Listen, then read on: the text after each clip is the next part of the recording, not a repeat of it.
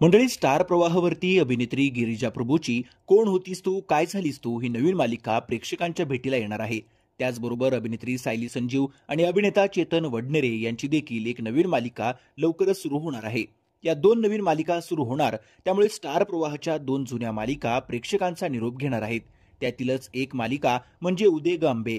काही दिवसांपूर्वीच उदे गांबे मालिका प्रेक्षकांचा निरोप घेणार अशी बातमी समोर आली होती.